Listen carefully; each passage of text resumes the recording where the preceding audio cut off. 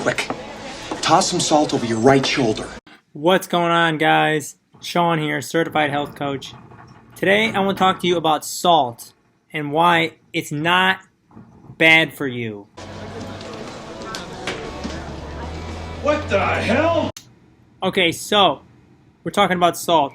Eating too much salt has a bad rap because it claims to raise your blood pressure. But there's doubts about this, okay? In fact, there's only one study that showed reducing sodium intake reduced the blood pressure. In fact, reducing your sodium can have unintended risks. You're looking at insulin resistance, metabolic syndrome, cognition loss, salt cravings as well, of course. You decrease your salt, you're going to have tons of cravings, as well as loss of balance and falls. Basically, what you need to be looking at is your total ratio of potassium to sodium, which you should have about a 1-to-1 ratio. Now, the reason is you have these highly processed foods. They can market them to you as low sodium. Alright, so I am not a genius, but if you look at it, if you need a 1-to-1 ratio, then you shouldn't be decreasing your sodium as much as you should be increasing your potassium. And most Americans are, in fact, deficient in potassium. Alright, so I am not a genius, but if you look at it, if you need a 1-to-1 ratio, then you shouldn't be decreasing your sodium as much as you should be increasing your potassium. And most Americans are, in fact, deficient in potassium. So potassium foods, for example, bananas, kale, spinach, apricots, potatoes. Okay, here's what you do.